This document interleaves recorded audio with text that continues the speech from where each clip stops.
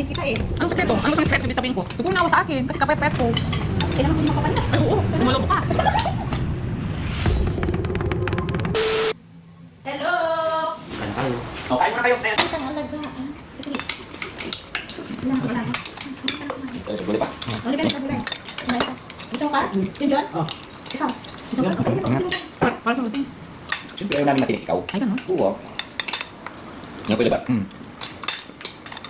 Sige, kain tayo. Tubig. Hindi, bala ko ng nakahala. Ate Ansi, kasi kaya ka nang napunta dito eh. Ilang months na eh. Kailan yung... Hindi, sa Tenpasana ako ba nagchat ako sa'yo? Sa Tenpasana ako pupunta. Eh, may napanood akong vlog na may baboy na daw. Eh, nakasugod na ako ngayon. Kahit kita ko pumunta, kahit pumunta agad ako ngayon. Kasi kung naalagaan ko, ano, susubuan lang nakita. Ano lang? Kasi naalagaan ko eh. Namiss ko na kasi yung mga alaga ko. Wala akong kasi sila. Ikaw naman, hindi na ako baldado. Hindi. Ilang kasi maalagaan ko. Ay, dami-dami kasi sa akin. Mami, mabulungan naman ako. Hindi. Alam mo ba, namimiss kita eh. Ako nga. No? Miss na kasi kita eh. Tagal mo na hindi pumunta dito eh. Kapanood mo pala yung baboy. Oo. Naku, nakakagulat. Pumunta agad ako dito. Kaya, Kaya ako yung nag-DBA. Ay, may baboy. Isang mapagpalang araw po muna muli mga balbas natin. No? So ito na naman po, masakit na naman sa ulo ito. No? So doon, yung mga viewers no?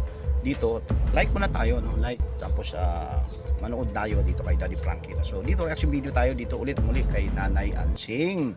Ano na naman nangyari? Ano na naman kasinungalingan yan Nanay Ansing na sinasabi mo na umano? No? Itong si, wala namang sinabi si Oliver na magkakaroon or yung pera niya ay kukuhanin. Gawa-gawa ka na naman ng istorya ka na naman ng or kwento ka na naman ng walang kwenta. Ano ba to? Parang for the haters lang or kasi itong mga baybayan natin na mga balbasa. Medyo napaghalata na natin at dito si Nanay Ansing na mukhang pera talaga siya. No? So, di bali na, no? Ano mang kondisyon na meron, ano man ang achievement na meron, pagbabago ni Oliver ay wala siyang pakialam, no? Ang pakialaman niya, yun yung kanyang gustong makuha or yung kanyang hidden agenda na sinasabi ko, no? So, dito mga balbas natin ay medyo, no? Alanganin si Nanay Ansing dito, mga balbas.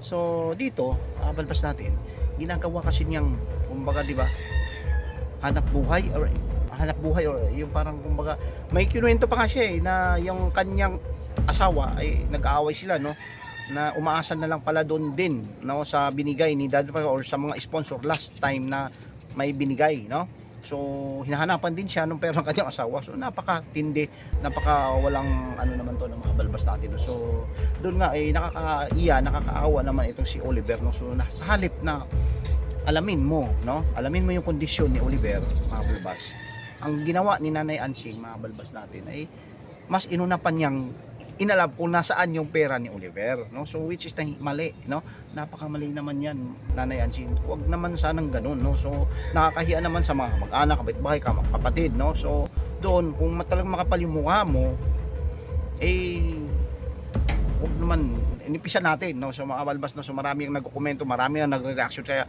malaking tulong talaga kami or yung mga nagre-reaction dito eh mga balbas natin eh di ba dahil sa ganung sitwasyon sa ganung di ba mga bagay-bagay na pinag-uusapan katulad ni Nanay Ansing baka mamahiya siya rito no marami ang nakapanood marami ang nanonood marami din kasing nagsulsul sa kanya eh no at marami at ito din no nung sinulsulan siya sinulsulan din niya si Oliver kuhanin daw yung pera okay lang ba na ako lang yung hawak ng pera paano nangyari na ikaw yung hawak ng pera eh hindi naman sa kanya yan at dapat kay sponsor or si sponsor ang masusunod hindi si di ba kung sasabihin mo kasi mamaya mabash dito si Daddy Frankie doon sa mga viewers sa mga solid na mga talagang nagsusubscribe or naniniwala dito sa na gumaling itong si Oliver pagdating ng araw di ba so yun nga mga balbas natin hindi naman lingid sa kaalaman na iba na talagang mantakin mo ha mga balbas ha wala siya pakialam kung may baboy or ano ba yung baboy na sinasabi kung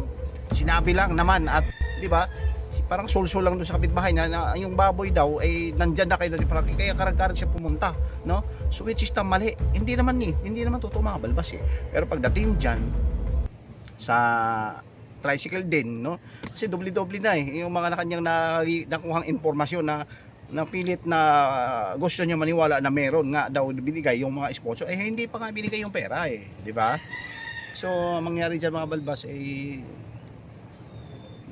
daming nagagalit no ang daming nagagalit dito kay Nanay Ansing, napakatindi ni Nanay Ansing, mga balbas natin, no? So, di ba mga balbas, Nay, huwag naman ganun, nakakahiya naman yan. At para kay Oliver naman, di ba mga balbas natin, yung si Oliver kasi hindi pa kasi sasabihin mo na gumaling na siya, hindi pa siya gumaling, no? Hindi pa, kailangan pa niya ng matutunan or kailangan pa ng kumbaga, di ba, lunas na or gamutan para dito, no? So sa mga habang panahon pa to mga balbas, antay-antay natin to, talagang mga ilang, hindi ito buwan na ang pinag-usapan dito, hindi ito araw, hindi ito week or di ba, taon ito mga balbas, yung pagpapagaling. Hindi naman kasi agad-agad to gumaling kasi kung halimbawa ito nga gumaling tapos bigla na lang maalala na ito pala yung kapatid niya, no? Kasi nung dumating nga, bisita di ba, bumisita ito si Nanay Ansing, hindi naman siya hindi naman siya pinapansin. Ang gusto mangyari o ang gusto ni Oliver, si Kuya JJ, hinahanap niya si Kuya JJ. Ang talagang bungad niya dun sa pagdating ni Nanay Ansing kay si Kuya JJ, no? Di ba? At ito naman si Nanay Ansing, ang bungad din niya hindi si Oliver, ang bungad niya yung pera at saka yung baboy. Di ba? Kaya yung mangyayari mga balbas natin, marami ang nagagalit. Talaga may mga high blood pa mga viewers natin May mga nagko-komento diyan, ay tako, Ansing, ano ba ang kapal ng mukha mo. Talaga naibas siya rito. Sobrang pambabas ang nangyari at sobrang kakahiya po talaga, no? Para hindi lang po sa mga sponsor, hindi lang po sa mga kapitbahay, kamag-anak niya, no? Yung pati na dito, no, sa mga viewers ni Daddy Frankie, nakakahiya naman di ba? Ano naman, syempre, di ba? Alam naman natin si Daddy Frankie, ang ginawa niya yung talagang ano lang, no, di ba? Yung gusto lang mangyari ng mga sponsor dito dahil nga ang pera na yan, yung sinasabing hinahanap niya, no, ay galing ng sponsor. Ay mga balbas natin, walang hiya talaga to si Nanay Ansing. Dapat nung una pa naman believe na ako dun sa sinasabi niyang mag-aalaga or siya mag-aalaga. Kaya nga itinabi niya yung gusto niya mangyari, magkatabi sila sa bahay ni Oliver pag nagpatayo ito si Oliver, di ba? Di ba? Kasi ang mangyayari dyan, kung katabi, malamang magiging sa kanya di kalaunan yan. Kung halimbawa sasabihin natin pabahay ni Oliver ganyan, o paano kung magdag-away-away yan, o di ba? Paano yan? Di ba para sa kanya na yung bahay na yun. Talagang mga advanced thinker talaga to si no? Talagang may hidden agenda, may talaga to meron talagang something ito na gusto niya mangyari sa mga susunod at kalaunan. Habang tumatagal, syempre, di ba, kung nandiyan na yung bahay, hindi naman si Oliver, kung halimbawa na, kasi ito mga balbas, kahit sasabihin natin, ito si Oliver kasi hindi pa magaling, di ba? So ang mangyayari dyan, or kung tinanong siya ni Nanay Ansing, ay hindi niya sinagot, or wala naman siya sinabi na may pera, wala siyang pakialam sa pera, sabi nga niya, wala siyang pera, di ba?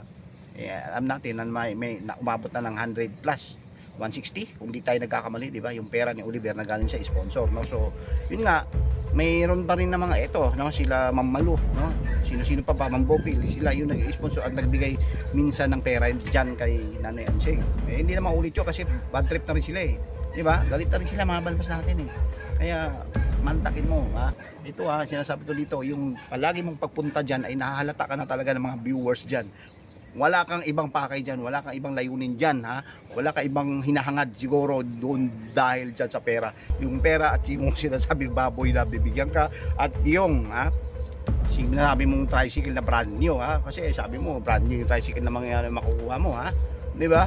Mga balbas natin, bantay-bantay natin to at abangan natin to sa mga sunod na episode o sa sunod na uploads ni Daddy Frankie. Kita mo naman yung huli, alam niyo mga balbas, yung huli nagkumain sila, di ba?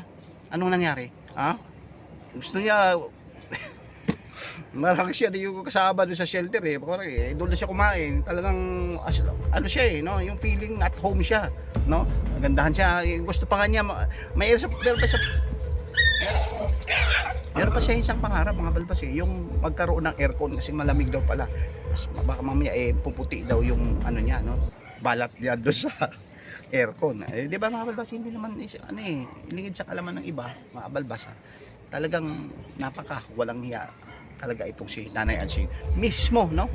Nung nagdala nga sila, or nung pumunta nga sila na may dalang kamati sila, ballpoint ban doon, pinabenta, tsaka yung binigay na lagi niyang inuulit-ulit, pero ulit na sinasabi na yung pants, yung shorts ni na binigay niya, may bayad, pinapabayad pala yun, pinapabayaran niya, no?